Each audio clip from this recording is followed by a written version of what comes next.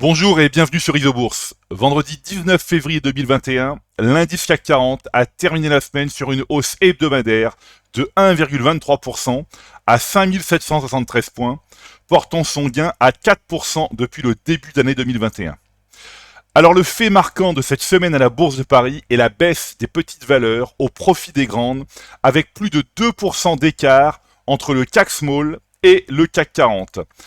Après une envolée de plus de 20% de l'indice CAC Small sur les 3 derniers mois, les investisseurs ont concrétisé quelques plus-values sur les petites capitalisations françaises. Il s'agit d'une prise de profit qui ne remet pas en cause la tendance moyen terme qui demeure positive sur ce compartiment depuis le croisement haussier des courbes de pression Isobourse 5 et 20 mois validé en novembre 2020. Sur l'horizon long terme, le baromètre des small caps de la Bourse de Paris se rapproche d'un croisement haussier des courbes de pression Isobourse 5 et 20 trimestres. Il s'agit d'un événement majeur qui, s'il est confirmé, serait le signal d'une reprise long terme des petites valeurs françaises après une période difficile de près de 3 ans.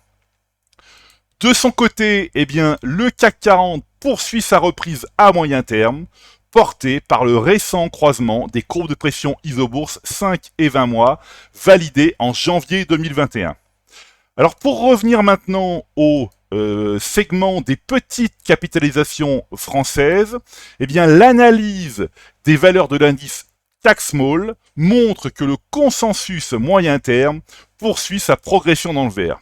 Sur les 160 valeurs qui composent la sélection, plus de 84% d'entre elles évoluent ou sont en train d'entrer dans une phase haussière de moyen terme.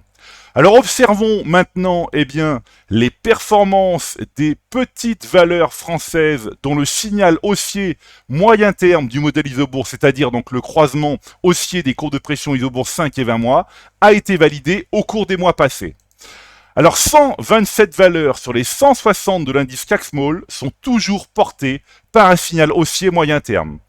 À la clôture de ce vendredi 19 février 2021, 108 valeurs sur les 127, soit 85% d'entre elles, ont une performance positive. Alors parmi les plus gros gains, nous trouvons des valeurs comme Showroom Privé, Guimau, Inventiva, iPay Group, Genesight, Valneva, etc., etc., etc. On va jeter un œil ici à Showroom Privé qui progresse de 433% depuis le croisement haussier des courbes de pression Isobourse 5 et 20 mois validé en juillet 2020. Il faut savoir garder ces lignes dont les courbes de pression sont positives jusqu'au retournement, jusqu'à l'inversion de la tendance moyen terme, jusqu'au retournement donc des courbes de pression Isobourse 5 et 20 mois, ce qui n'est pas le cas actuellement. On peut ici regarder Guimau qui progresse de 313%, depuis le signal moyen terme validé en juin 2020. Voilà, là aussi les courbes de pression restent positives. On passe ici à Inventiva, 263%, depuis le signal haussier Isobourse validé en décembre 2019. Voilà, et puis on va ici jeter un œil à iPay Group.